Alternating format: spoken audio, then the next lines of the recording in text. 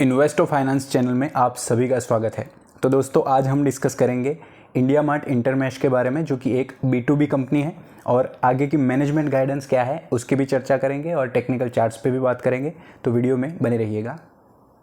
तो दोस्तों आज के दिन 112 पॉइंट्स यानी कि 3.58% की मंदी के साथ क्लोजिंग हो चुकी है और इसके मार्केट कैप की बात करें तो 18,000 करोड़ का है और वैल्यूएशंस की बात करें तो 57 का PE रेशियो आप नोट कर सकते हैं।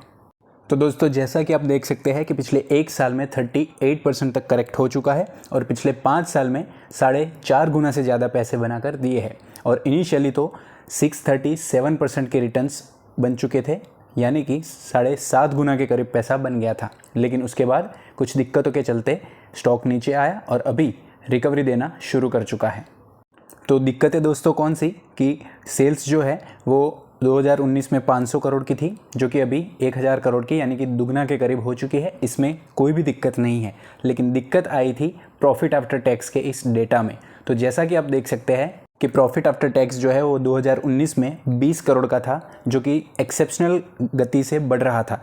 लेकिन उसके बाद सेल्स बढ़ने के बावजूद मार्जिन्स के प्रेशर के चलते स्टॉक एक रेंज में फंस चुका था और अभी रिकवरी देना शुरू कर चुका है। तो ये गोल्डन चांस बन सकता है, जिसकी आगे चर्चा करते हैं।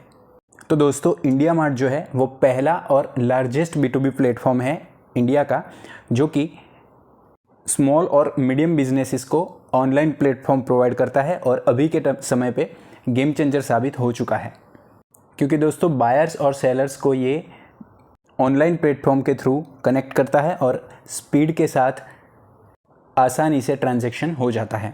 और दोस्तों शुरुआत में एक दिक्कत थी कि इनकी प्रेजेंस जो है वो सिर्फ मेट्रो सिटीज़ में ज़्यादा थी, जो कि अभी इन्होंने घटाकर 33% की कर दी है और बाकी की टियर 2 सिटीज़ में 26% और बाकी के जो एरियाज़ है उसमें 41% का अलोकेशन कर दिया है। जिससे कि क्या होता है कि रीजन स्पेसिफिक रिस्क जो होते हैं वो घट जाते हैं, क्योंकि अगर किसी एक एरिया में दिक्कत आती है तो ऐसे छोटे बिजनेस पे ड्रास्टिक इम्पैक्ट पड़ सकता है।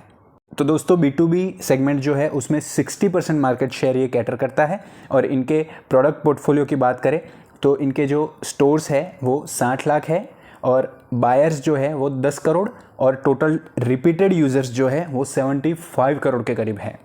डाइवर्सिफिकेशन दोस्तों इन्होंने प्रोडक्ट्स में भी करा है, जैसे कि आप देख सकते हैं कि डिफरेंट 56 इंडस्ट्रीज़ है जिसकी 7.1 करोड़ प्रोडक्ट्स है और कोई भी सिंगल इंडस्ट्री जो है वो 10% से ज़्यादा कैटर नहीं करती है, क्योंकि सबसे ज़्यादा जो है प्लांट्स और मशीनरी वाला सेगमेंट वो 8%, कंस्ट्रक्शन रॉ मटेरियल 7% और क्लोथिंग्स और पैकेजिंग में 6% और कंज्यूमर इलेक्ट्रॉनिक्स और हाउस होल्ड में 5%। तो बहुत ही वेल डाइवर्सिफाइड मार्केट प्लेस है।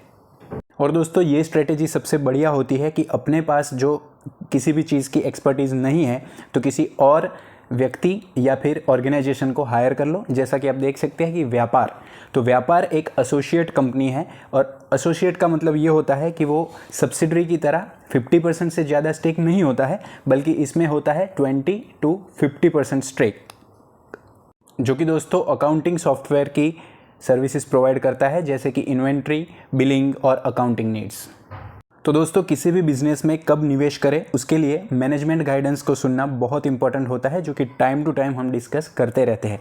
तो दिनेश अग्रवाल जो कि कंपनी का CEO है, इन्होंने कहा है कि वो रेवेन्यू जो है उसको डबल कर देंगे 2027 तक और साथ ही साथ इन्होंने ये भी कहा है, मार्जिन गाइडेंस भी दी है, जो कि 30% की प्रोवाइड करी है और वो भी Q-on-Q बेसिस पे, जो कि बहुत बढ़िया बात है।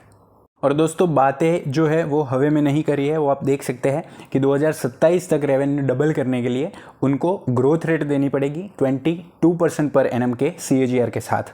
और इनका कहना है कि ये अभी क्वार्टर ऑन क्वार्टर बेसिस पे 25% के साथ बढ़ रहे हैं, तो इनको यकीन है कि ये अचीव कर लेंगे। और इसका रीज़न है subscribing the smallest of buyers and then upselling them from silver to gold and gold to platinum, यानी कि इनकी मेंबरशिप है जो अभी डिस्कस करते हैं, इनको छोटे से छोटे जो बायर्स है उसमें स्प्रेड करना और बाद में हायर लेवल के मेंबरशिप में कन्वर्ट करना।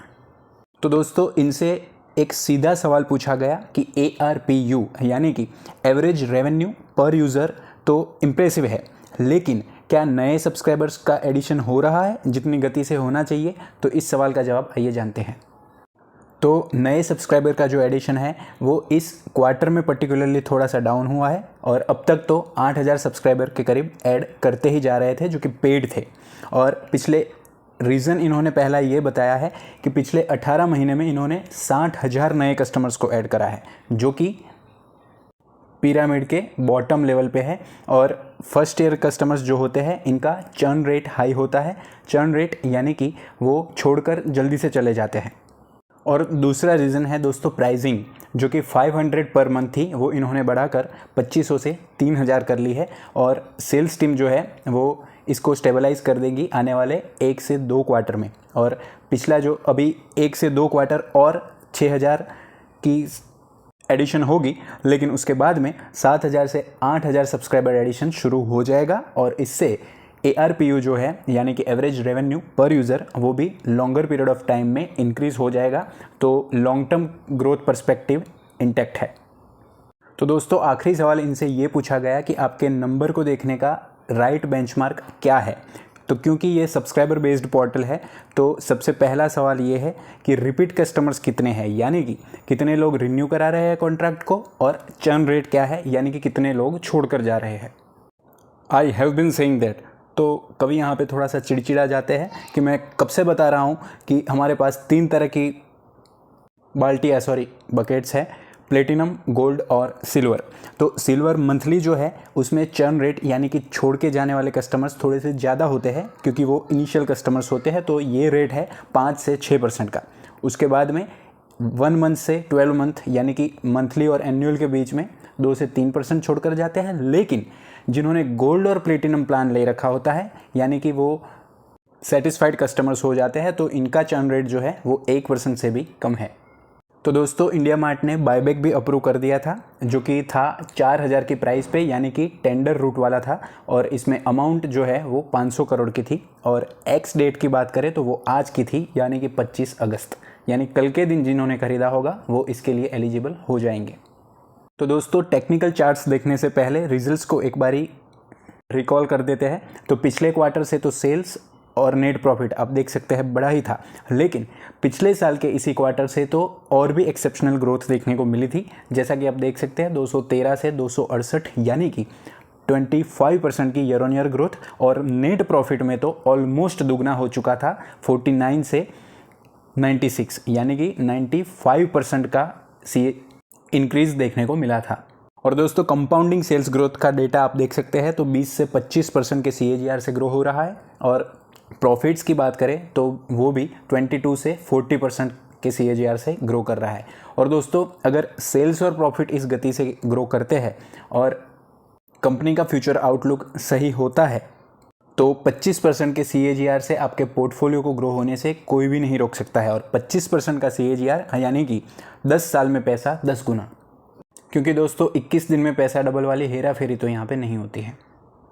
शेयर होल्डिंग पैटर्न का डेटा देखें तो प्रमोटर्स 50% और DIIs 5% स्टेबल थे। और पब्लिक ने थोड़ी सी बिकवाली करी थी और FIIs ने अपना स्टेक 0.16% से बढ़ाकर 26.76% कर दिया था।